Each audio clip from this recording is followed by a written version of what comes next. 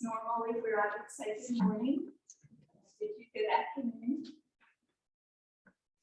And I offer these words. May the words of my mouth and the meditations of all of our hearts be tuned to your spirit, O God, our rock and our redeemer.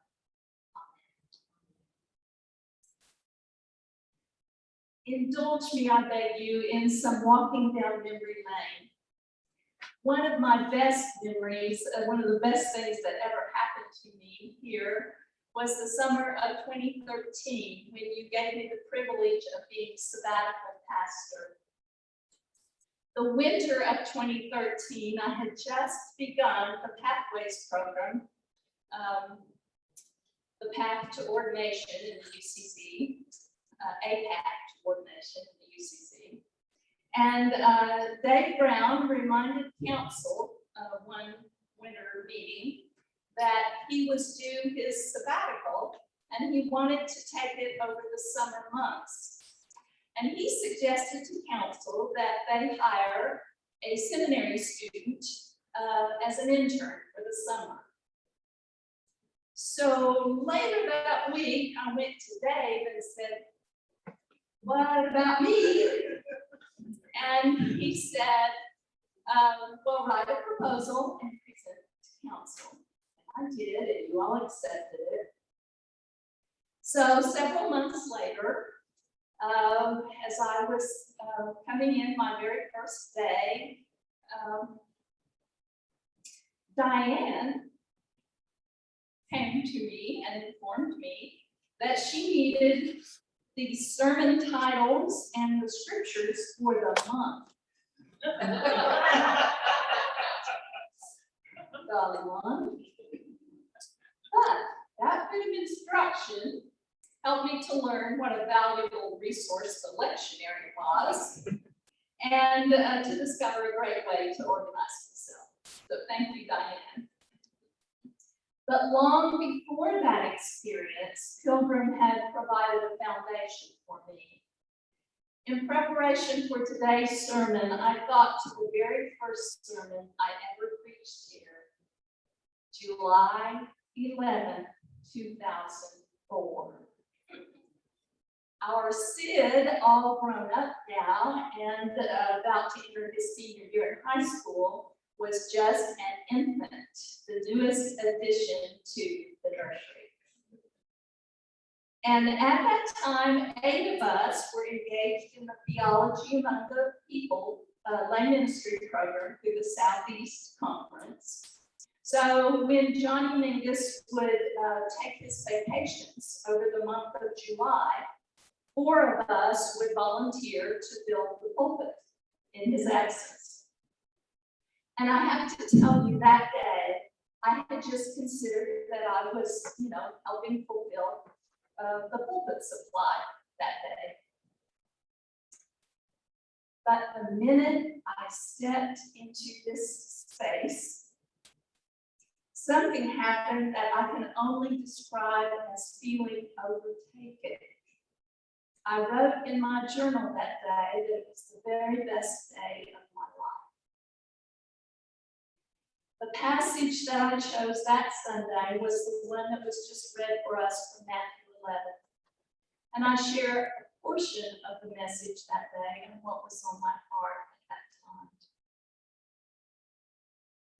When I was asked to do the message this morning, I knew instantly that I would do it on this passage in Matthew.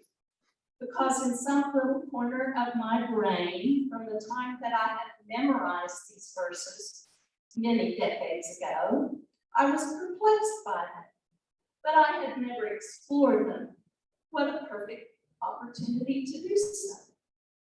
The passage starts off with such a pleasant invitation. Come unto me, all ye that labor and are heavy laden, and I will give you rest. Well, who wouldn't want to take Jesus up on that? Sign me up. Except that it is followed by this phrase that sounds a little ominous. Take my yoke upon you. This, of course, speaks of taking on discipleship, but to couch it in terms of taking on a yoke sounds like we have just been the victims of some kind of bait and switch tactic.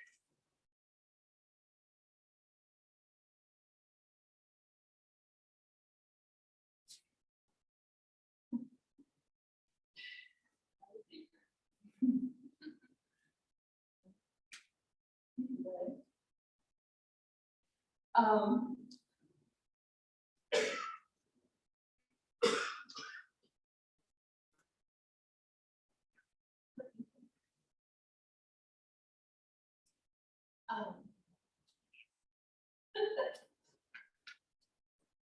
I have been over this many times, and I don't know what happened to that page. Preach it, Kate. You don't need a script. Just go. You got it. So we know that it's talking about discipleship, but it sounds like we've been a victim of some kind of bait and switch. And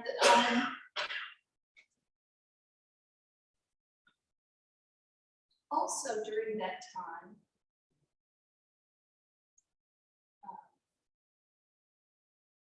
Terry had come home one day. Talk about a little bit of a bait and switch. He said that he wanted to know if what I thought about our taking a teenage boy and his 9-year-old sister as foster children. And I was so crazy in love with Terry, and I wanted to do anything he wanted. I said, sure, honey. And I often say of that experience that I learned my limitations, and it was the most excruciating lesson. Keith had been at a temporary shelter for months because no one would take his teenage boy, and he wasn't old enough for a group home. And the state wanted the children placed together and put in an adopted home. It was a rather noble philosophy the state had at that time, but the reality is that by the time kids are freed up for adoption, they've often been through many placements and have developed problems attaching to anyone. But undaunted, Terry and I launched into foster parenthood with the prospect of adoption. Now bear with me for a moment while I digress. When my daughter Jenna was 2, she put her little hands on her little hips and said very emphatically, obviously, I want you to listen to me and pay attention. Now, this passage grabs me much the same way. In common vernacular, Jesus is saying, listen up, pay attention. I have something valuable to offer, and when you take me up on it, you will experience the most incredible rest, relief, peace. We were getting something of the same message to Keith and Amanda.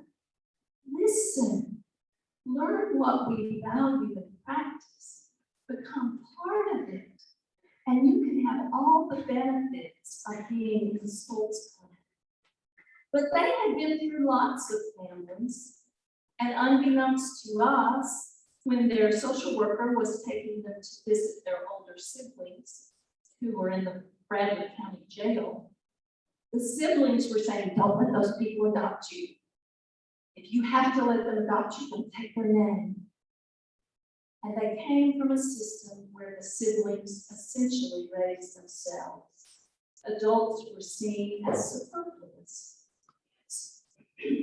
So taking the Stulce yoke upon themselves was seen as a burden and an unnecessary one at that. As I preached that Sunday, I questioned our attitude towards Jesus' direction to take it to go with such different. And I pondered aloud if we were paying attention to Jesus' call to follow.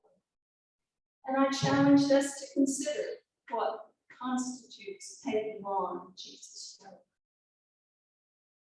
So that was then, 2004, this is now 2021. And now I consider what I think is something of an addendum to that long ago sermon.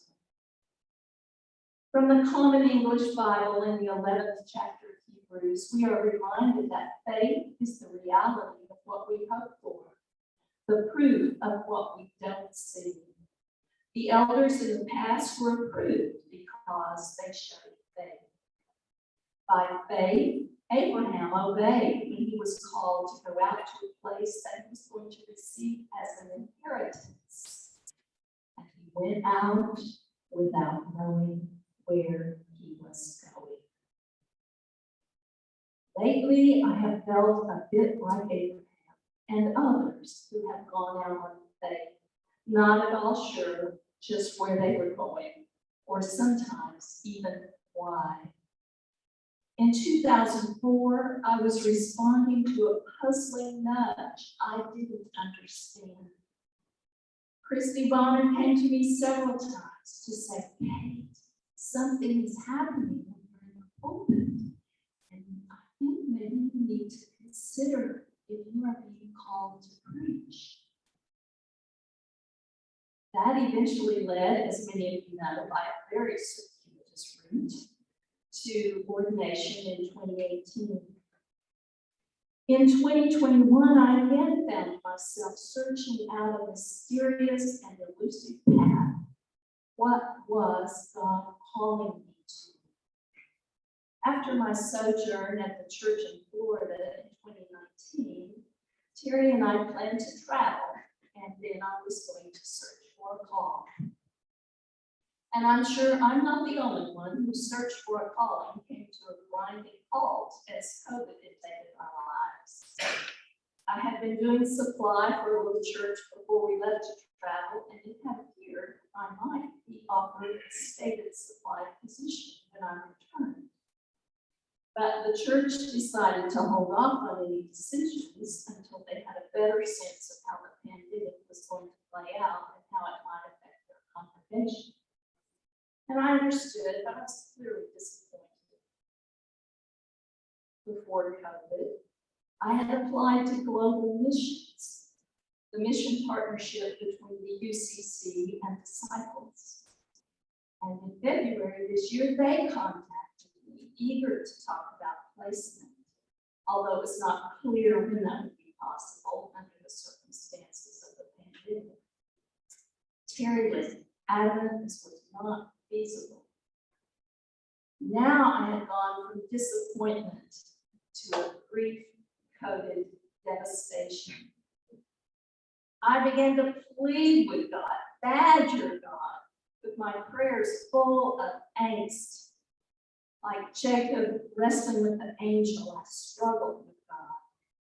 But then doors began to open in multiple places.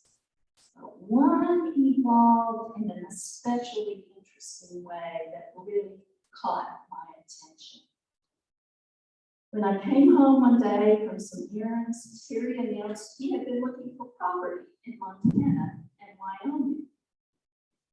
That was a startling announcement. We had never considered moving in that direction. But lo and behold, in the mail that day, I had gotten my Christian Century magazine, where there was an ad for Columbus Community Congregational Church in Columbus, Montana. And Terry urged me to apply, and obviously I did. But this meant upending our lives. I was more than a little unnerved. So I visited my friend Diane, who's often my sounding board. And as I left her home, I passed a church sign displaying the message, "Let your faith be bigger than your fear." And a few minutes later, I got on the interstate and I was directly behind an RV that was the model Montana high country. When we visited the booths that evening, Terry opened one of the dove candies that were set out, the ones with the little foil wrapper and the message inside. And the message was, "Book the flight."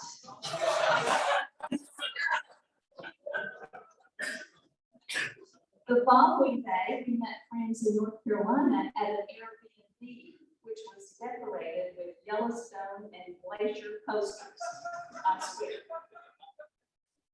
And in that little North Carolina town, we went to a thrift store that had been started in the 1920s by a woman doctor who had longed to go with her foreign mission board. But she was turned down as too old. She was 30. She discovered instead that she had a ministry in that little remote town where she and her husband were able to establish a hospital and school and the thrift store that supported those ministries. I think God was saying to me, listen up, pay attention, take my yoke and you will find rest unto your restless soul. So I booked the flight and we made the flight and I have found rest. I feel very peaceful about this decision, and even now, though, I'm astounded by it. I think I understand better now how daunting it must have seemed to Keith and Amanda to take on the yoke of the Stulce clan. Taking on the discipleship of Jesus, going on faith that God is in the midst, takes willingness to risk the unknown.